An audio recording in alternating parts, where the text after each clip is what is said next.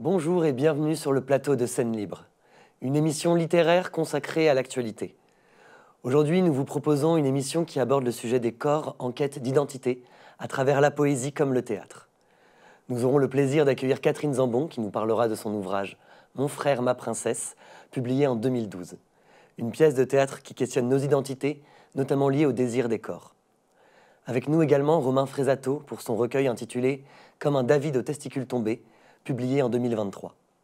Un livre poétique où le corps est modelé, en transition, sali, mais reste fascinant et vénéré. Scène libre, épisode 3, c'est parti.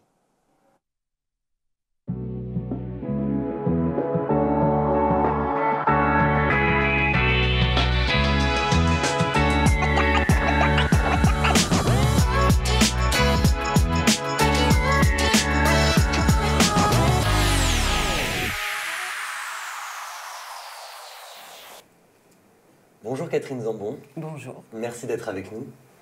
Nous allons parler aujourd'hui de votre ouvrage « Mon frère, ma princesse » que vous avez publié en 2012 aux éditions École des loisirs dans la collection Théâtre.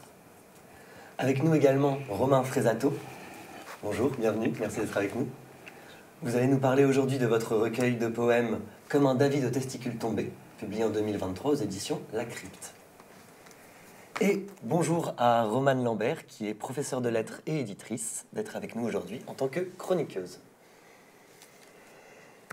Nous allons donc commencer. Catherine, j'ai une première question pour vous. La pièce de théâtre que vous avez écrite est un voyage qui va vers la transidentité. Comment est-ce qu'on entreprend un tel voyage sans jamais le nommer? Alors, pour moi en tout cas, quand je commence à écrire, je ne savais pas que j'allais parler de la transidentité. J'avais très envie d'aborder le problème de l'identité de genre. J'avais très envie de parler du malaise d'un enfant dans son corps de garçon, puisque l'un des personnages, Aléane, est un petit garçon qui ne veut pas être un garçon. Et j'avais aussi envie de parler de tout ce qui constitue les empêchements autour de lui, tout ce qui va amener de la violence autour de lui. Je ne voulais pas en faire le protagoniste principal et qui allait subir toute cette violence, parce que cet enfant a 5-6 ans, est vraiment petit, je ne voulais pas l'amener à subir de la violence, donc j'ai fait subir cette violence plutôt sur sa grande sœur, Nina. Donc c'est à la fois une question sur l'identité, bien sûr, qui est cet enfant, comment il s'en débrouille, comment ses parents autour de lui vont réagir, vont agir. Mais je ne me suis pas dit en écrivant, je vais parler de la transidentité. C'est pour ça que je ne me suis pas posé cette question et qu'elle apparaît de manière, je pense, très discrète, très en filigrane. Et je crois que c'est ça qui fait à la fois la profondeur du propos, c'est que c'est très présent et en même temps, ce n'est pas le sujet principal, mais ça irradie dans tout le texte. Je ne sais pas si j'ai répondu. Très bien. Et c'est vrai que cette question autour du voyage et du monde, l'idée de transition, elle est présente à la fois dans votre texte, mais également dans votre texte, Romain Frésato. Et selon vous, dans quelle mesure la perception des corps, elle évolue ou elle peut évoluer par le prisme du voyage?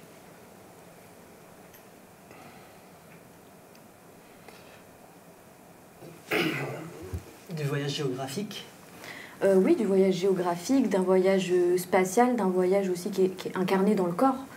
Il y a une transition d'un état vers un autre. Ah oui, dans quelle mesure ça passe par le voyage? Il y a deux réponses à ça. Il y a le voyage temporel, évidemment, le passage du temps qui fait que le corps est toujours en évolution. Il n'y a pas d'identité corporelle à part dans l'instant présent. Et l'autre voyage, je dirais que c'est la fluidité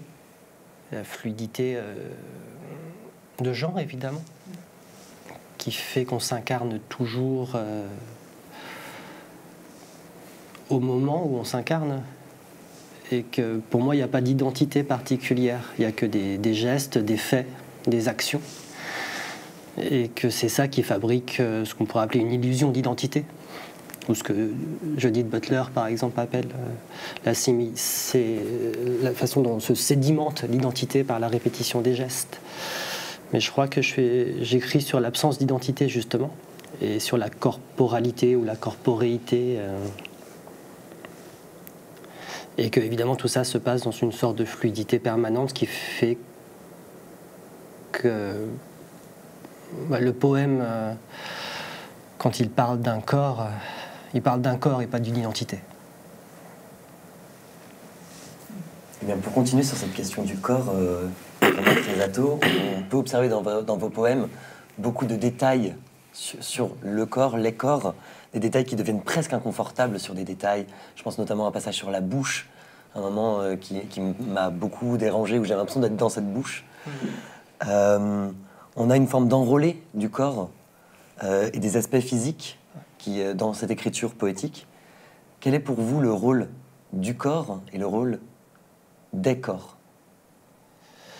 Alors moi je pense que surtout déjà ce qu'il faut commencer par dire, c'est qu'on vit dans des sociétés qui nient le corps. Les sociétés, qu'elles soient occidentales ou orientales, mais pour des façons, dans des processus sans doute différents, participent toujours de la négation du corps. Alors évidemment le problème est déjà religieux quand on vit dans un pays de tradition judéo-chrétienne, la négation du corps, elle est quand même entérinée par des siècles d'histoire. Et on vit toujours dans cette négation-là. La négation du corps, elle est aussi capitaliste. La négation du corps par le travail. Et on vit dans une période particulièrement réactionnaire où le corps est sans cesse nié, réduit à néant. Et c'est pour ça que quand j'écris, je reviens toujours au corps. Il n'y a pas d'âme, il n'y a pas d'esprit, parce que j'ai une perspective qui est systématiquement matérialiste au sens philosophique du terme. Même si évidemment, j'en parle pas de façon théorique. La théorie, elle est toujours effacée. Mais c'est ce qui sous-tend le poème, ce matérialisme-là. Et ce qui fait que les détails dont vous parlez, ce sont évidemment des détails d'un observateur qui essaye de rappeler que nous sommes dévolus à notre anatomie, réduits à notre anatomie. Et c'est ni négatif ni positif, hein, c'est un état de fait, c'est rappeler que nous sommes de l'anatomie, du bactérien, de l'organique, et que c'est la seule chose qui existe, il n'y a pas de transcendance. Donc évidemment, quand je dis ça, c'est très politique, hein, mais c'est pas un manifeste, c'est pas un tract, mais c'est tout ce qui sous-tend l'écriture. C'est un état du monde. Oui, l'état du monde, c'est plutôt un état du non-monde, comme dirait un autre poète, Cédric de Manchot. Et la poésie est là pour refabriquer du monde. Et refabriquer du monde, ça passe aussi par refabriquer du corps, par les menus détails. Alors, vous dites qu'ils sont dérangeants, pour moi, ils ne le sont pas du tout. Je vois très bien le passage, en effet, mais pour moi, c'est pas du tout anti-esthétique ou quoi que ce soit. C'est un fait de corps, un fait de bouche que je décris de façon le plus neutre possible, sans lui donner de valeur particulière. Alors par contre, le lecteur peut lui donner de la valeur, ça c'est sûr, mais ça c'est indépendant de ma volonté. Et moi je rebondis sur cette notion de corps esthétique pour me tourner vers Catherine Zambon, parce que c'est vrai que on remarque également cet aspect dans votre pièce. Donc, quel lien vous tissez, vous, entre le corps poétique au sens esthétique où on pourrait l'entendre et le corps en tant qu'objet de poésie? J'aurais du mal à répondre à cette question, vraiment. Pour moi, le théâtre s'apparente vraiment aussi beaucoup à la poésie. Je trouve que dans l'envie de faire théâtre, on va vers le public. Et que, quand on écrit pour la jeunesse, il faut quand même rappeler que c'est un texte aussi pour la jeunesse, que moi j'avais envie de poser ce corps d'enfant en souffrance, parce qu'il est encombré de son état de masculinité, de jeune masculinité. C'est de plutôt questionner sur qu'est-ce que ce corps produit dans le sociétal. Qu'est-ce que ça fait autour de lui? Qu'est-ce que ça produit de dire un jour je veux pas de mon zizi, je veux être une femme quand on a 6 ans. Donc c'est délibérément mettre le pied au milieu de la place publique et dire ça existe, et d'amener un questionnement. Alors je suis complètement à côté de ta question, j'en ai bien conscience, mais c'est vrai que quand je dirais presque, on prend le risque de prendre parole de manière théâtrale en 2012, alors que la manif pour tous est partout, c'est vrai qu'on fait un texte. Je ne me suis pas posé des questions d'esthétique à part sur la langue et sur la pertinence de ce texte, mais je savais que c'était un geste très, très, très politique, pour le coup. Oui, mais la poésie est pour moi politique. Oui, et la poésie passe, en effet, comme vous le dites, par la langue. Donc dans les deux textes, c'est vraiment un élément qui est dominant et qui pose réellement question. Dans votre cas, Romain Frésato, on a souvent une langue qui est assez directe, peut-être même brutale, peut-être. Quel équilibre vous parvenez à trouver entre ce langage qui est peut-être un peu brut et le langage poétique qui, lui, pourrait plutôt être conçu comme quelque chose de plus doux? Enfin, le langage poétique, c'est relié forcément à quelque chose de plus musical, de plus harmonieux peut-être, qui rentrerait en contradiction avec la brutalité de ce qui est exprimé. Comment vous trouvez cet équilibre? Je crois déjà que depuis Baudelaire, la poésie n'est plus affiliée à la douceur. Les Fleurs du Mal, c'est quand même un recueil qui acte le fait que la poésie peut se trouver dans les objets les plus antipoétiques possibles, y compris un cadavre en putréfaction, et que la description d'une charogne peut être très poétique. Et voilà, on hérite tous de ça, de Baudelaire. La modernité, elle commence là, et elle continue aujourd'hui, même si on serait plutôt dans une post-modernité. Et mon intention, quand j'écris de la poésie, c'est de tout mettre à égalité, les mots. C'est pour ça qu'il n'y a pas de majuscule, par exemple, dans le recueil. Dans le prochain non plus. Et c'est pour ça que je ne fais pas de différence entre les mots, on peut dire savants, les mots du langage courant, voire du langage familier. Tous les mots existent et doivent être utilisés, y compris des mots qui peuvent poser problème, des problèmes politiques, des catégories, par exemple, sociales. Et j'essaie d'utiliser tous ces mots.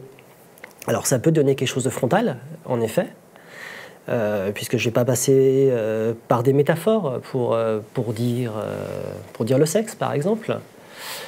Ça peut m'arriver d'utiliser des métaphores, mais des fois j'essaye juste d'utiliser le mot courant et de le faire sonner poétiquement, parce que ces mots, ils ont une sonorité, hein, ils ont quand même un potentiel rythmique qui est intéressant. Et ce qui peut être aussi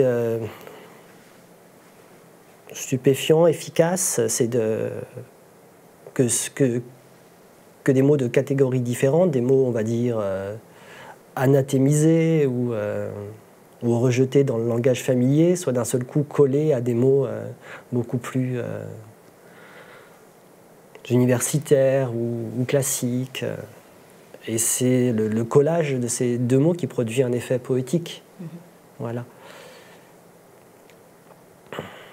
Oui, c'est vrai. Il y a ce terme de collage. Et j'aimerais, alors peut-être c'est un peu tiré par les cheveux, mais associer cette idée de collage aussi à l'idée de sculpture, parce que j'ai l'impression que vous taillez dans le texte de la même manière qu'un sculpteur taille dans la pierre brute. Et d'ailleurs, je rattache ça au titre de votre ouvrage, avec cette figure du David, qui est quand même une sculpture très importante, qui incarne toute la masculinité, pardon.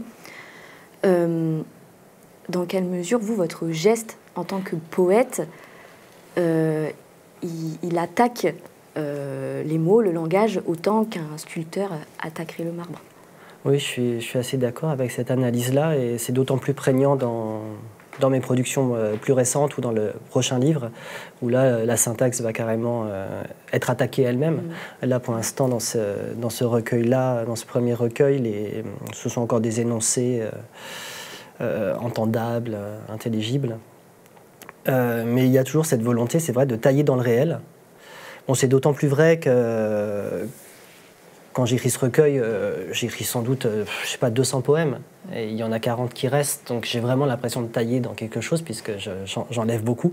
Et même certains poèmes sont beaucoup plus longs et ils ont été retravaillés. Donc le geste d'écriture, je pense souvent au geste du sculpteur qui retire des choses, qui modèle, en effet.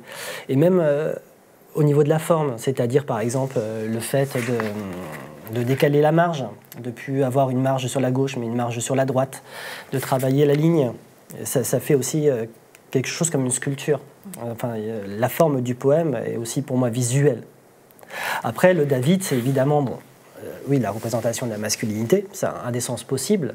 Le David aux testicules tombés, c'est évidemment la masculinité ébréchée ou qu'on essaie de remodeler. C'est aussi le corps aux dimensions parfaites, le David, c'est-à-dire ce qui n'existe pas, hein, bien sûr, puisqu'on court toujours, enfin on court. Tout le monde ne court pas, enfin moi je cours pas après, mais un des gestes contemporains, c'est de courir après cette perfection physique, en s'échinant notamment dans les salles de sport ou dans les magasins de protéines.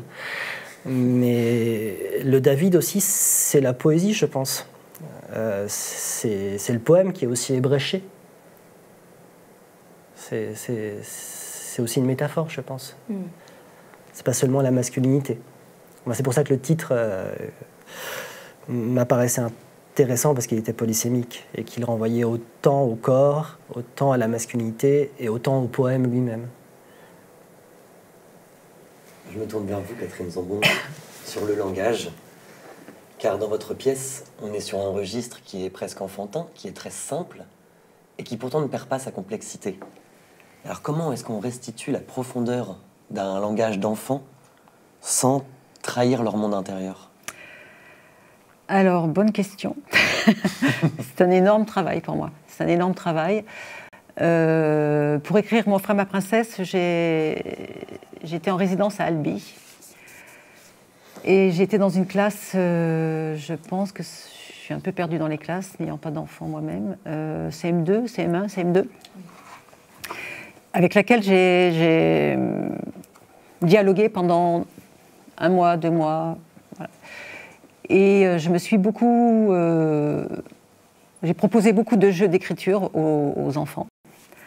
J'ai posé plein de questions, parfois très simples, quelquefois plus embarrassantes. Enfin, voilà, j'ai gagné peu à peu leur confiance. Il s'est passé des tas de choses dans cette classe qui ont été un peu parfois dramatiques. Et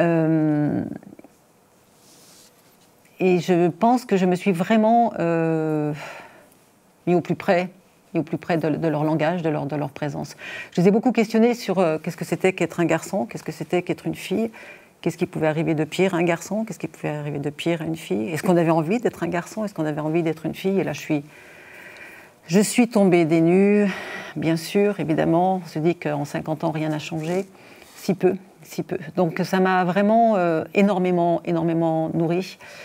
Et cette violence intragenre, ce mépris des femmes, aucun garçon n'avait envie d'être une femme. Et la plupart des filles avaient envie d'être un garçon. Donc c'était pour moi totalement déchirant. Je me suis aussi, je leur ai proposé à un moment donné aussi de se travestir, les filles en garçons et les garçons en filles. Donc j'avais demandé aux filles d'amener des vêtements de garçons et aux garçons d'amener aux filles d'amener leurs vêtements et les garçons d'amener leurs vêtements, et éventuellement, si on le voulait, à partir d'improvisation, parce qu'on est bien dans du théâtre, d'emprunter des vêtements de garçons ou de filles. Toutes les filles ont joué le jeu. Un garçon a fait « Oui, non, je ne vais pas le faire. » Voilà. Aucun n'a pris un vêtement de fille. Et le soir même, ou le lendemain, on avait un père de garçon qui est venu, il voulait massacrer l'institutrice, quoi. On avait osé demander à son fils de mettre des vêtements de fille.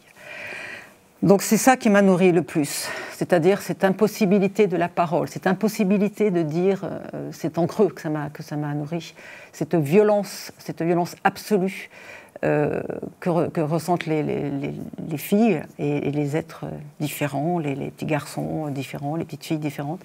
Donc voilà, donc je pense qu'à un moment donné, je m'oublie, je prends des notes, je suis une espèce d'énorme tampon, j'absorbe tout, et j'ai beaucoup pleuré en écrivant ce texte. Ça me paraissait terrifiant, objectivement terrifiant.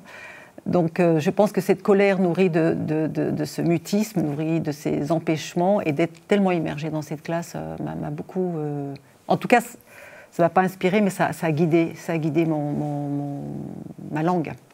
Sachant que quand on a édité ce texte avec Brigitte Smadja, qui est une éditrice extraordinaire, mais qui malheureusement n'est plus de ce monde, on n'était absolument pas certaine que ça allait être joué.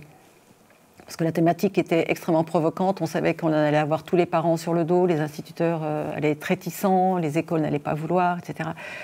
Donc on savait très bien qu'on jetait vraiment un pavé dans la mare, et on s'est dit il faut faire un objet au moins qu'il soit absolument irréprochable du point de vue littéraire.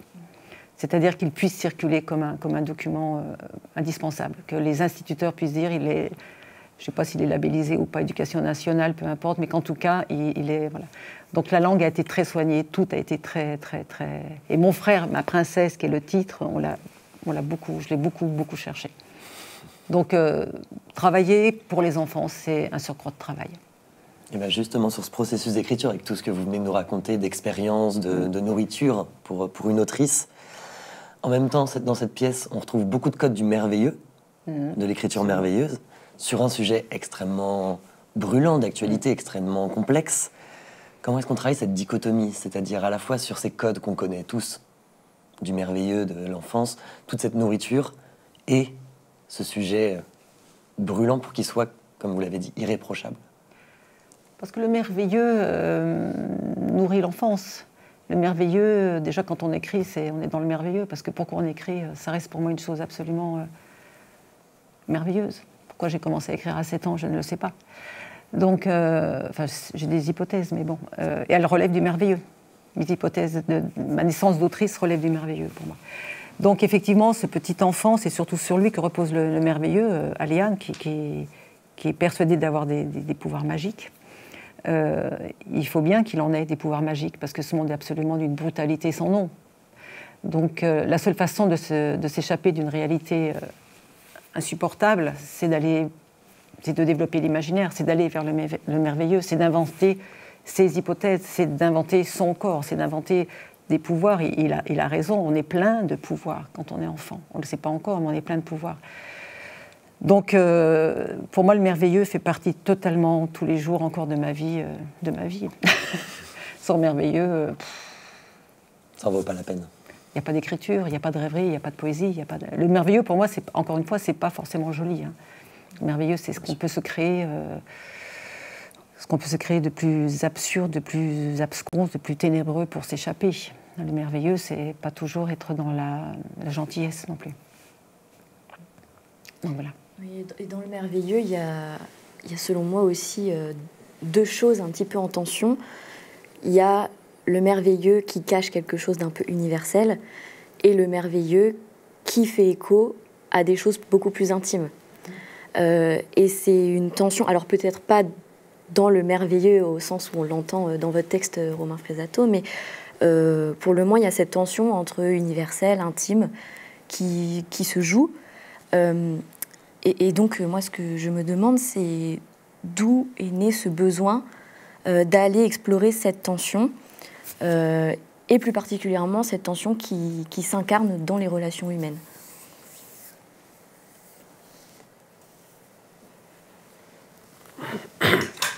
Déjà, je crois que le jeu dans le recueil, c'est pas mon jeu. Le jeu est parfois juste un personnage. Après, évidemment, je ne cherche pas forcément à faire de l'universel, ni de l'intime. Il y a d'abord évidemment un geste d'écriture qui est un geste d'écriture presque diariste, sans perspective éditoriale au départ. Après, il y a toute cette masse de textes dont on se demande quoi faire. Et c'est à partir de là qu'on va faire un livre. Mais au départ, l'écriture, elle n'est pas pensée pour un livre. Ça, c'est évident. Il y a juste de l'écrit. L'idée aussi, je m'en rends compte à partir du moment où j'ai cette masse de textes, que j'essaie de construire quelque chose avec, que l'enjeu, c'est aussi de s'intéresser aux catégories identitaires, les catégories de genre, les catégories de race, les catégories nationales, et de travailler aussi avec tous les noms qu'on donne à ces catégories. Et c'est à partir de là, peut-être, qu'il y a une réflexion universelle, même si je pense qu'aujourd'hui, justement, la caractéristique principale de notre société postmoderne, c'est qu'il n'y a plus d'universel, en fait. Il n'y a plus rien d'universel. À part peut-être le corps et le fait qu'on a des organes, justement. Mais même notre perception des corps, elle est différente. Si on prend la perception du genre, par exemple, on voit bien que ça scinde complètement la société, que ça polarise. Mais je pars du principe qu'il n'y a pas d'universalité possible aujourd'hui, et que toute catégorie employée, même les catégories hommes-femmes, qui sont à tort des catégories solides, puisque ce sont évidemment des illusions. Il n'y a pas d'hommes, il n'y a pas de femmes, en fait. Ce sont des structures qu'on habite, et on habite tous des structures. Et j'essaye de réfléchir à ces structures, de voir comment on peut les habiter, et puis comment essayer, un peu comme un vêtement qu'on porte beaucoup, de les élargir jusqu'à en faire autre chose, quoi. J'ai l'impression qu'à travers ces structures dont vous nous parlez, il y a une forme de vision un peu désenchantée de l'amour. Parce qu'on parle, dans votre recueil, il y a beaucoup de questions de désir, et vous en avez parlé tout à l'heure, il y a des passages sur le sexe qui est très brut, qui est très... Moi, je me demande si... je vous demande, pardon, pour vous, l'amour, est-ce qu'il est quelque part situé entre des extrêmes d'une brutalité un peu vive de la réalité, et en même temps dans quelque chose de ces structures dont vous nous parliez, d'identité qu'on se construit à travers la société pour se cacher ou se protéger? L'amour, c'est une structure. Ça, c'est pas naturel. On le sait aujourd'hui, depuis pas mal de temps, depuis, je sais pas, Denis de Rougemont, par exemple, que l'amour a été inventé. C'est une invention du Moyen-Âge, l'amour courtois, et qu'on vit sur cette construction-là. Et on vit dans des moments de déconstruction, y compris de la catégorie amoureuse. Moi, je pense notamment aux travaux de la sociologue Eva Illouz, qui réfléchit beaucoup à l'amour. Et on peut se demander, est-ce que l'amour existe encore ? S'il existe, en tout cas, il n'existe pas comme il existait il y a 100 ans, comme il existait il y a 500 ans, c'est évident. C'est pour ça que je ne parle pas forcément d'amour en soi, y compris parce que la poésie amoureuse est tellement dominante qu'il est difficile d'employer certains termes, comme le mot amour, amoureux, sentiment. C'est tout de suite relégué dans une espèce de pratique de la poésie pseudo-romantique qui a fait son temps, quand même. Et qu'il est difficile, quand on est un poète, de travailler en fait le sentiment. C'est peut-être sans doute la chose la plus difficile, parce qu'on a tout de suite des siècles et des siècles de poésie derrière nous, et que c'est trop lourd. On tombe tout de suite dans des clichés, dans des stéréotypes. Donc, quand j'écris sur le sentiment amoureux, je réfléchis sur l'attachement. J'écris pas en sociologue, évidemment, mais j'écris aussi avec cette déconstruction-là du sentiment amoureux. Alors, c'est pas désenchanté, mais c'est pas enchanté non plus. Voilà, c'est tout. Il n'y a pas de merveilleux dans mon texte, mais il n'y a pas non plus de cynisme. J'essaye d'écrire toujours de cette perspective matérialiste, qui peut paraître anti-poétique, mais qui pour moi est complètement poétique, justement. Cette question de l'amour, dans votre texte, Catherine Zambon, elle passe pour moi plutôt par la famille. C'est vraiment, la question de l'amour est centralisée au sein de la famille. Donc d'abord, quelle différence est-ce qu'on peut faire entre un amour qui serait peut-être filial et un amour qui serait désirant? Qu'est-ce qui change à ce niveau-là? Et seconde question, qui va peut-être avec, est-ce que l'un est capable d'assurer plus que l'autre une fonction un peu plus enchantée ou enchanteuse? Alors, c'est une étrange chose Pour moi, c'est pas du tout la famille dans ce texte. Le père est totalement absent et la mère est super inquiète. Elle est hyper anxiogène. J'ai une petite tendance à penser que je hais la famille. Donc, c'est génial s'il y a quelques petites pépites d'amour. Donc, je pense que la famille est l'endroit le plus névrotique qui soit pour moi. Donc, effectivement, dans cette pièce, effectivement, c'est la sœur. C'est la sœur qu'elle, et en quoi, là vous avez totalement raison. La sœur s'érige comme une entité protectrice, mais justement parce que les parents sont totalement défaillants.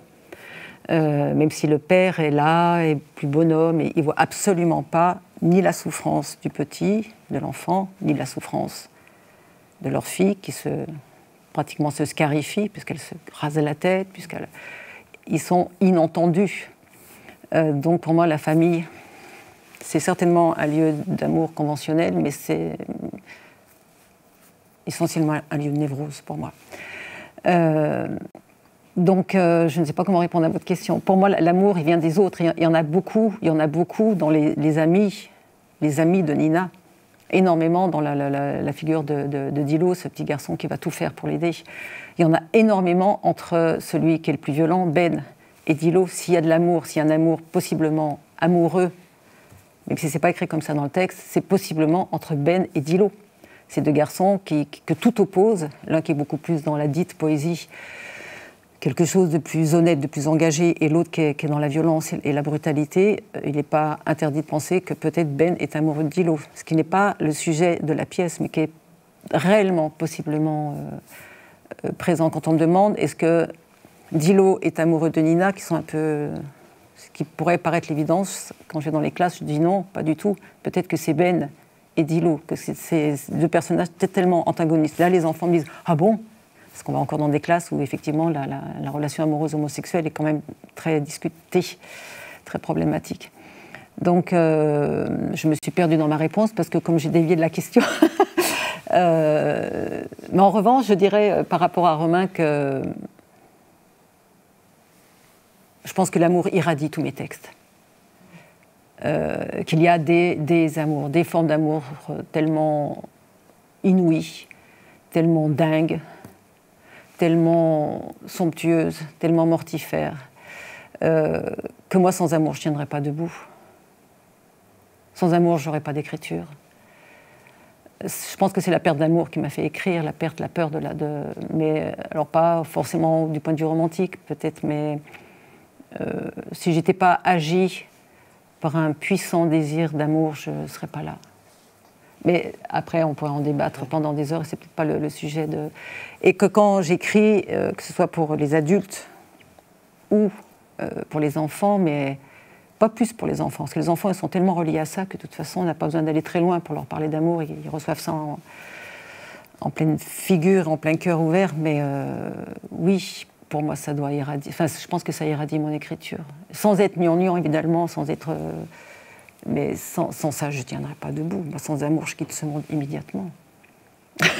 sans espoir qu'à un moment donné, j'ai envie que ma dernière pensée, au moment de fermer les yeux, ça soit une pensée d'amour pour le monde à venir, pour le monde... Enfin, voilà, j'aurais pas dit ce genre de choses il y a 20 ans.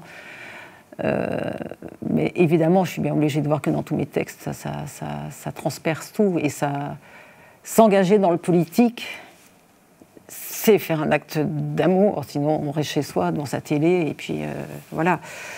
S'engager dans la vie, dans le vivant, dans la relation à l'autre.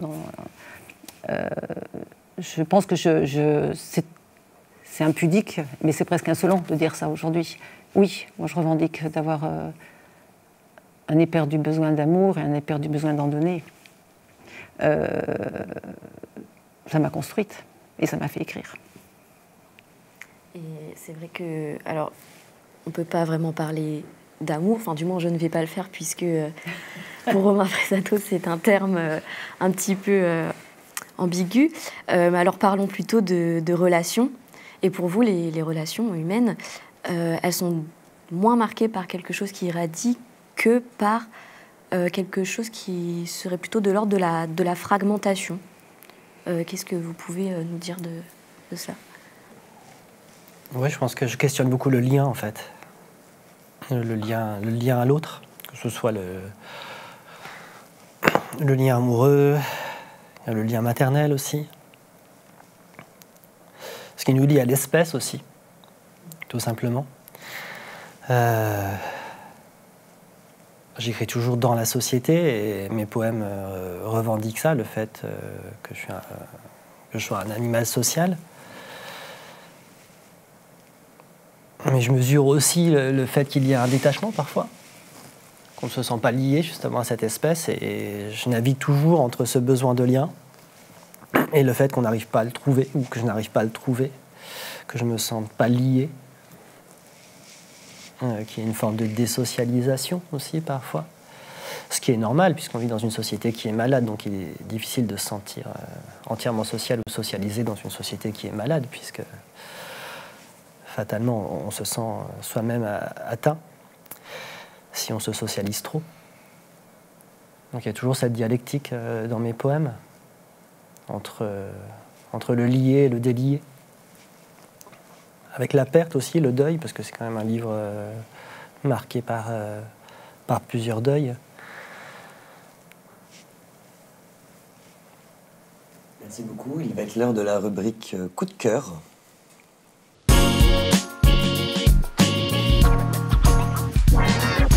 Aujourd'hui, pour la rubrique Coup de cœur, je vous présente La fin des monstres, récit d'une trajectoire trans, un écrit de Tal Madesta, publié aux éditions La Déferlante en 2023.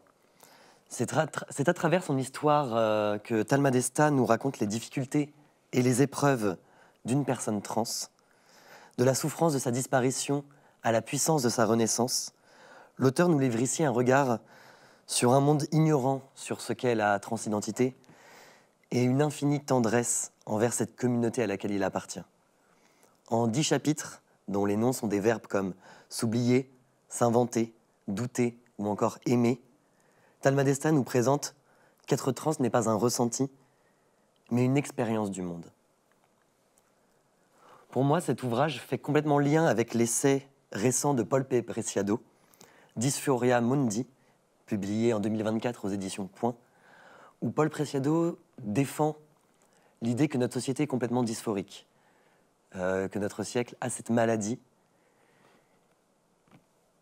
et que c'est dans cette philosophie-là, sur les études du genre, que nous devons trouver nos solutions, des nouvelles réponses à toutes ces questions. Voilà. Merci Catherine Zambon d'avoir été avec nous. On peut retrouver votre livre « Mon frère, ma princesse », publié aux éditions École des loisirs dans la collection Théâtre. Et merci Romain Frésato d'avoir été avec nous. On peut retrouver dans toutes les bonnes librairies votre recueil « Comme un David aux testicules tombés » aux éditions La Crypte.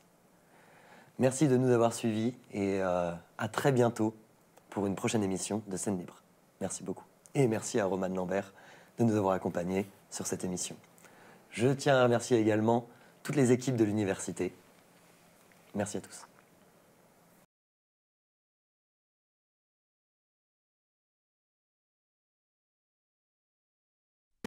La Bibliothèque des sciences humaines et sociales de l'Université de Lille, actuellement dans ses locaux provisoires jusqu'à la rentrée 2026, est heureuse d'accueillir, de soutenir et de s'associer aux différents rendez-vous proposés par la compagnie 8 autour du texte théâtral, de la poésie et du conte. Venir à la rencontre des auteurs, écouter leur voix, pouvoir les entendre évoquer leur processus de création, c'est un petit peu comme si les rayonnages de cette bibliothèque s'animaient et entonnaient une polyphonie sous la bienveillante houlette d'un chef de chœur. La bibliothèque achète, prête et met en valeur des livres, beaucoup de livres, depuis le manuscrit médiéval jusqu'au dernier manga. La lecture de certains d'entre eux relève de la prescription, revêt un caractère obligatoire et fait partie du cursus des étudiants. Mais notre conviction de bibliothécaire, c'est qu'ils sont là aussi pour éveiller la curiosité, l'envie, pour donner à penser et pour bousculer les idées préconçues et prêtes à l'emploi. La masse de nos collections permet à tout lecteur de se représenter une généalogie des textes, de mettre en scène des dialogues entre les auteurs, toute chronologie abolie. Les éditeurs de poésie et de théâtre accomplissent un magnifique travail d'accompagnement des auteurs, de sélection des textes et de valorisation des créations plurielles des artistes contemporains. Dans la mesure du possible, la bibliothèque s'efforce de proposer ces textes, de mettre en avant la création littéraire régionale et l'édition régionale. Et cette invitation Scène Libre fournit une merveilleuse occasion aux étudiants de l'université de s'ouvrir à la création littéraire et de présenter leurs propres travaux.